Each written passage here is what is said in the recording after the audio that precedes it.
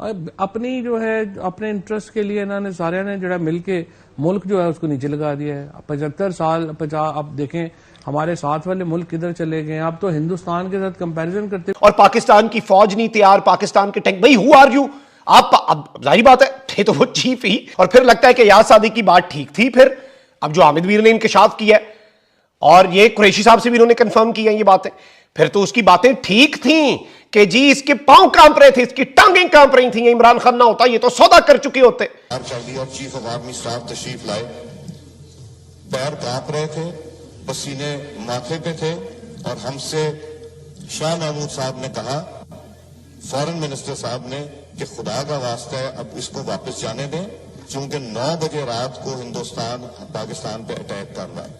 Power है, global power की अगर बात करें, ग्लोबल इंपॉर्टेंस के हवाले से बात करें, तो इंडिया आने वाले टाइम में बहुत वैल्यू रखता है।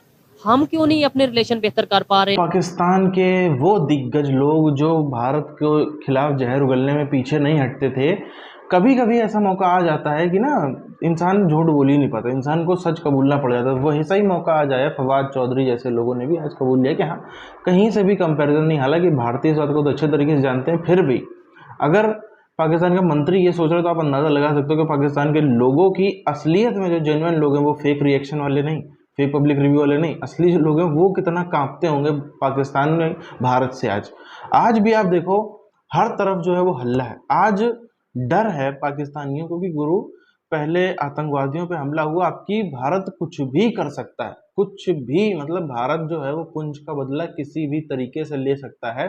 ये आज कौम बहुत खौफ में। आप देखो ऐसे ही बोलते रहते हैं, जब कुछ भारत करता नहीं है तब तो ये डरते रहते हैं, मोदी ने करा दिया, रॉ की साइज, इसकी साइज। अब जब इनको पूरी पूरी उम्मीद है कि भारत कुछ कर सकता है, तब तो इन बेचारों का क्या हाल होगा। कश्मीर पे क्या कर रहे हैं? कश्मीर पे मैं सिर्फ दुआ कर सकता हूं, इसलिए कि जनरल कमर जावेद बाजवा जो है उसने कश्मीर पे जो सौदा किया उसकी अभी तक डिटेल जो है वो कौम के सामने नहीं आई। मैंने क्या लफ्ज इस्तेमाल किया है? सौदा। ये जो उन्होंने इंडिया के साथ line of control cease fire किया था, उस सीज फायर के फौरन बाद मोदी ने पाकिस्तान का दौरा करना कि जिस वक्त जनरल बाजवा आर्मी चीफ थे तो उन्होंने जब जर्नलिस्टों से मुलाकातें की थी तो उन मुलाकातों में उन्होंने वाज़े तौर पर यह बताया था कि हमारे तो ना टैंक चलते हैं, ना हमारी तोपें इस काबिल हैं, उसमें से गोले निकलते हैं, ना हमारे पास डीजल के पैसे हैं, मेरे पास तो डीजल ही नहीं है, मेरे पास तो पेट्रोल ही नहीं है, तो मैं यहाँ से ये तोपें और टैंक और ये गाड़ियाँ चलेंगी क्या? ये कि नाकारा है, हमारे पास तो खर्चा ही नहीं है, हमारे पास खर्चा पानी नहीं है, हमारे पास असलहा नहीं है, हमारे पास तो जो फौजी साजो सामान है वो देख लें किस टाइप का है कि वो तो चलता ही नहीं है। तो ये जो मतलब इंडिया और पाकिस्तान के बीच जो सिचुएशन है, तो इसमें ये अच्छी बात नहीं है कि हम जो हैं वो इस तरह के हमारे हालात रहें कि जंग करने के, हम कहीं जंग हो सकती है, हम जवाब दे सकते हैं, हम ये कर सकते हैं। फॉरेन ऑफिस को ये पता चला, वजीर खारजा शाह महमूद कुरैशी को पता चला कि मोदी पाकिस्तान आ रहा है, मुझे तो पता ही नहीं है, तो भागे भागे इमरान खान के पास गए, उनसे पूछा कि आपको पता है? उन्होंने कहा मुझे वो बताया था, बाजवा साहब और फैज साहब आए थे, बातचीत उनकी चल रही है अजीत डोवल के साथ, लेकिन वो आ रहा है ये मुझे नहीं पता। तो उसके बाद इमरान खान ने फैज साहब को कहा कि भाई आप फॉरेन ऑफिस को तो ऑन बोर्ड लें। तो उसके बाद फॉरेन ऑफिस जो है उसमें बाजवा साहब आ गए अपना पूरा लॉ लश्कर लेके, उनको लेक्चर दिया, टैंक चलने के काबिल नहीं है, तो आप कह रहे हैं की मूवमेंट के लिए मेरे पास डीजल नहीं है, ठीक है जी, इस तरह की बातें की थी ना। नॉर्मली ऐसा आर्मी चीफ के कोर्ट मार्शल होना चाहिए, और मुझे अब कहना पड़ेगा, मैं अंदर कमरे में कहती रही हूँ बट मुझे कहना पड़ेगा कि इस तरह नहीं होता। 20-25 सहाफियों को सामने बिठा के आप उनको कह रहे हैं कि पाकिस्तान आर्मी लड़ने के काबिल, इसका मतलब आप दुनिया को बता रहे हैं। तो उसके ऊपर वो बड़ा सख्त स्टैंड ले रहे थे, जिसमें ये बात कही जा रही थी जनरल बाजवा का कोर्ट मार्शल, इसके ऊपर जो बात की तो वो होना चाहिए और ये करना चाहिए। अफसोस के साथ कहना पड़ा कि इस हुकूमत ने इतनी महंगाई की है कि हम अफोर्ड नहीं कर सकते। हमने शॉपिंग नहीं की, जेब साथ नहीं दे रही।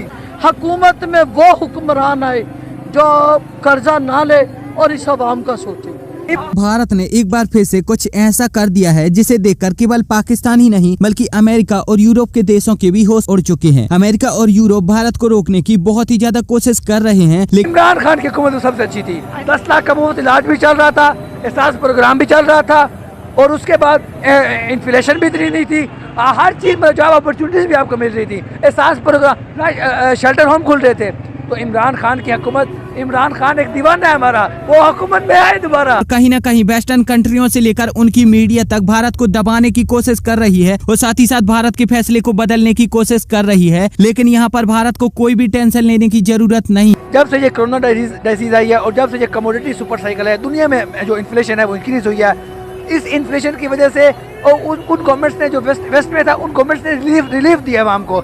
इस गवर्नमेंट ने रिलीफ देने की बजाय अपने केसेस माफ़ करवाए हैं। शहबाज शरीफ ने खास तौर पर अपने केस माफ़ करवाए हैं। उसने चेरी ब्लॉसम बनाया, उसने बूट पॉलिश किए हैं। उसने जो मरियम नवाज है, जो मरियम नवाज हर जलसे में कहती है कि हम अवाम को जो है वो रिलीफ दे रहे हैं, अवाम को कहाँ रिलीफ दे रहे हैं जी। अगर भारत रशिया के साथ FTA साइन कर लेता है तो वो केवल रशिया के साथ नहीं बल्कि पूरे इस ग्रुप के साथ साइन करता है, और इसीलिए भारत के साथ ट्रेड करने में और भारतीय कंपनियों को जो भी फैसिलिटी रशिया में दी जाएंगी वो सारी की सारी फैसिलिटी इन सारे देशों में भी दी जाएंगी। कुल मिलाकर इन 5 देशों के साथ FTA साइन करने के मुद्दे पर भारत में चर्चा चल रही है। हालांकि इस फ्री ट्रेड एग्रीमेंट में इन 5 देशों के मुकाबले जो भारत को सबसे ज्यादा फायदा होगा वो तो रशिया से ही होगा, लेकिन इन 5 देशों को भी भारत बड़ी मात्रा में एक्सपोर्ट करता रहता है। तो इंडिया एक बहुत बड़ी इकोनॉमी है एज कम्पेयर टू अस, और दूसरी बात ये है कि उनका ब्लॉक बहुत पहले से चलता आ रहा है और पब्लिक इंटरेस्ट के लिए अपनी पॉलिसीज बनाते हैं।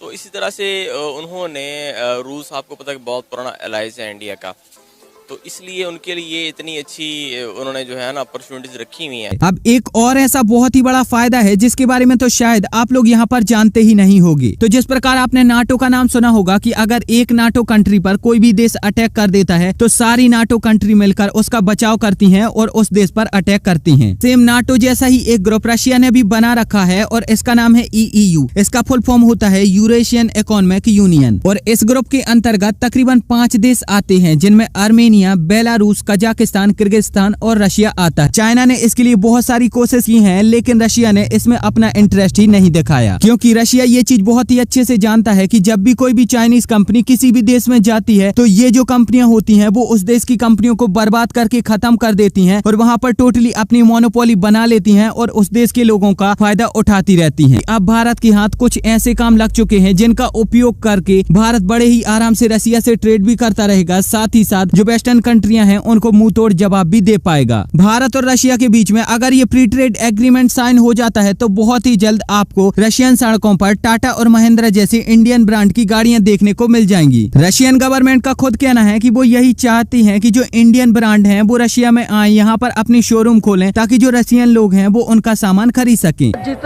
जितना पैसा मरियम नवाज लेके चली गई उससे डबल पैसे मिले हमें।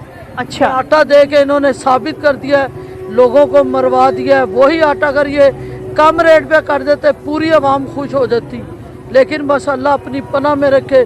जिन्होंने सुप्रीम कोर्ट को नहीं माना, जिन्होंने खुदा को नहीं माना, वो किसी को क्या मानेंगे। पाकिस्तान के पूर्व मंत्री और इमरान खान का दाहिना हाथ कहे जाने वाले फवाद चौधरी, इस व्यक्ति ने भी, आपको याद होगा तो जब ये व्यक्ति मंत्री था इमरान खान की सरकार में तब ये व्यक्ति क्या बोलता था, इस व्यक्ति के ऐसे ऐसे से बयान थे। ये व्यक्ति कहता था कि अमेरिका के ऊपर जो है हम एटम बम चला देंगे, दुनिया के ऊपर जो एटम ऊपर से जाता है हमारा जो है ज़मीन के नीचे से जाएगा, अमेरिका पकड़ नहीं पाएगा, अमेरिका का रडार ही नहीं पकड़ पाएंगे।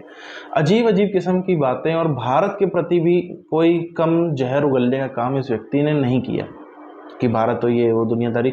इसरो तक के ऊपर इस व्यक्ति ने सवाल उठाया, जबकि इसका खुद का जो पाकिस्तानी स्पेस एजेंसी है उसका वो आज तक गधा गाड़ी से आगे कुछ कर नहीं पाया, उसको कुछ उनका अचीवमेंट नहीं है, लेकिन उस पर कुछ नहीं, इसरो के ऊपर सवाल उठाता है व्यक्ति। खैर, अब आप देखो पाकिस्तान के इसी व्यक्ति ने, फवाद चौधरी ने कबूल लिया है खुलेआम, और ये हर पाकिस्तानी इस बात को कबूलता है कि पाकिस्तान का इंडिया से कहीं किसी तरीके का कोई कंपैरिजन नहीं है। इंडियंस इस बात को बहुत अच्छी तरीके जानते हैं। इंडियंस के लिए एक, जैसे भारत में पहले बहुत प्रचलित वो कला, बहुत प्रचलित एक चीज़ होती थी सर्कस।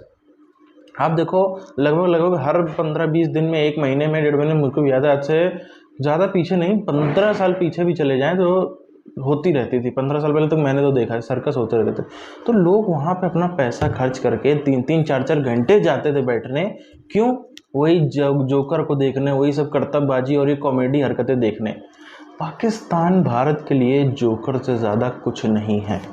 भारत के लोग सिर्फ और सिर्फ मनोरंजन के तौर पर देखते हैं। भारत के लोगों को कभी भी ऐसा नहीं लगता है कि ये वीडियो देखे कि ओहो अच्छा, ये वीडियो देखने की वजह से हम पाकिस्तान से बहुत आगे निकल गए या पाकिस्तानी कबूल रहे हैं, इस वजह से हम पाकिस्तान से बहुत आगे। भारतीय जानते हैं बात को कि भारत बहुत आगे है पाकिस्तान से, कहीं कोई कंपैरिजन है ही नहीं।